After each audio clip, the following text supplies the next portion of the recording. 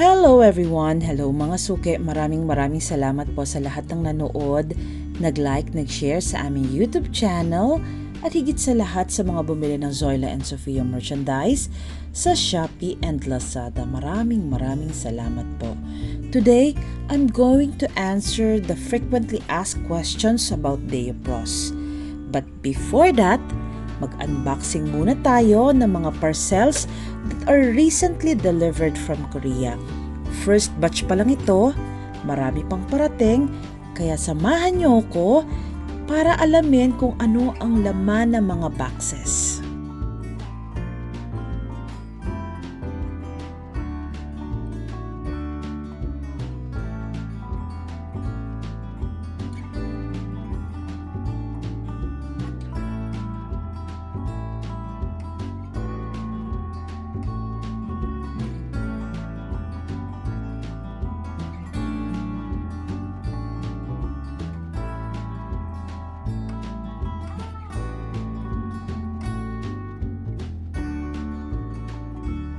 Normally, pag may dumating na mga boxes, agad po namin itong binubuksan to check the condition of each item.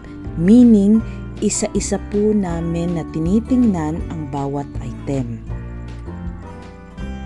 Kung may mga damage or missing items, agad po namin itong ini-inform sa supplier. Once we are done, ilalagay po namin ito sa storage or sa shelves. And then, saka po namin i-update ang inventory.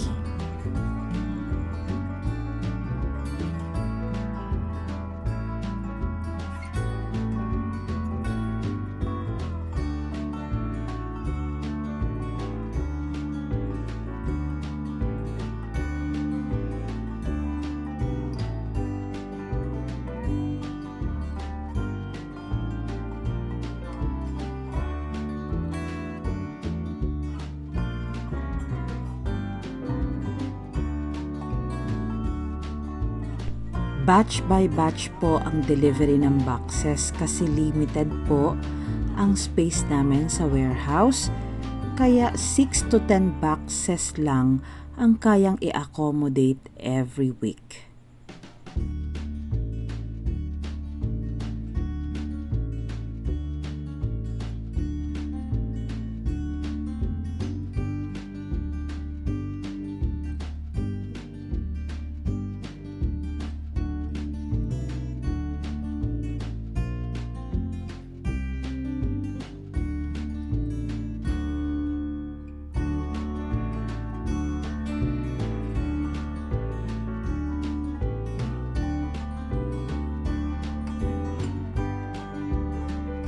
Let's go to frequently asked questions.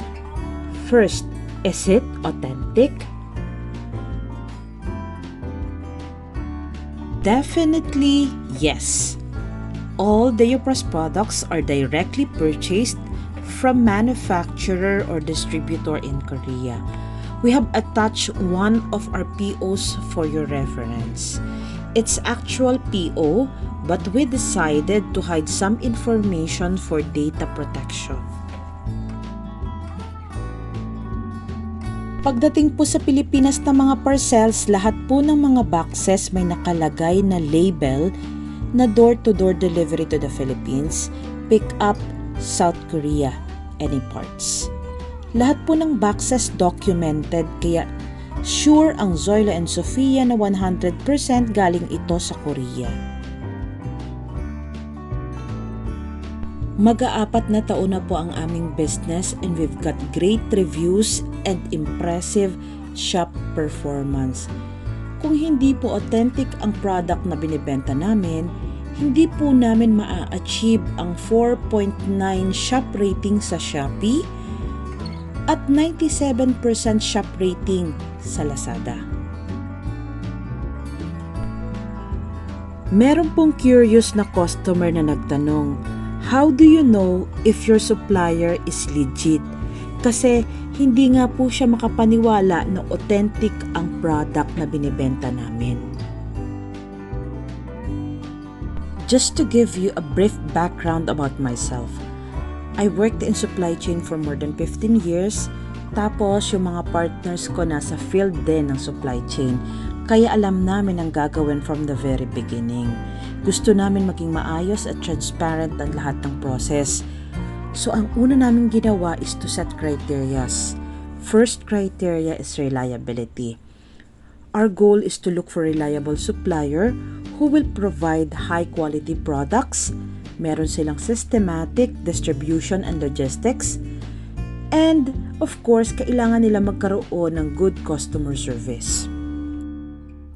Ang second criteria ay stability. Oo, maliit lang kami pero long term ang plan namin in doing business kaya dapat stable ang supplier na mahahanap namin. Third criteria is pricing. Ang key consideration of choosing supplier is affordability. We need to look for competitively priced supplier which will provide high quality products and good customer service.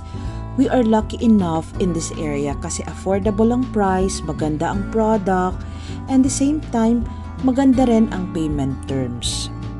Fourth criteria, business values. It is very important na dapat align ang business values namin with our suppliers. Naset na po ang criterias.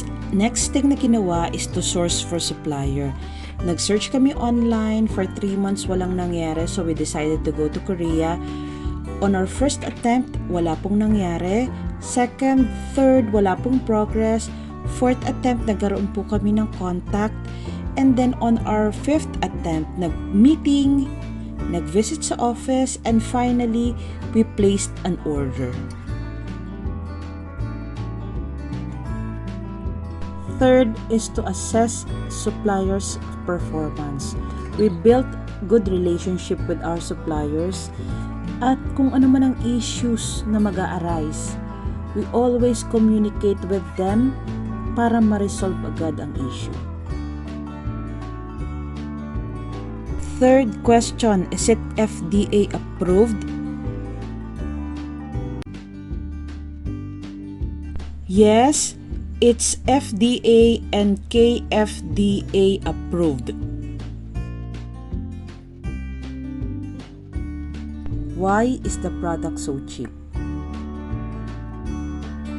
First, we are operating 100% online. Less overhead expense. Second, we do not use models. Hindi rin kami sumasali sa mga marketing campaigns. Third, nag-order po kami in bulk to get better discounts. At of course, mababa lang po ang premium na nilalagay namin sa bawat product. Made from China yan, kaya mura.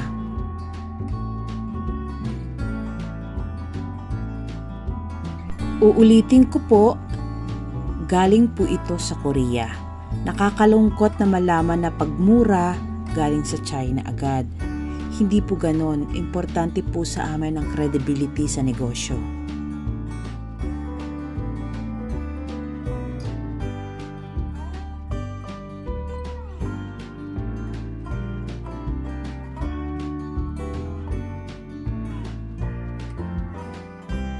If you have questions, please feel free to ask. Sasagutin po namin as soon as we can. Maraming salamat po sa lahat ng nanood. Hanggang sa muli. Bye!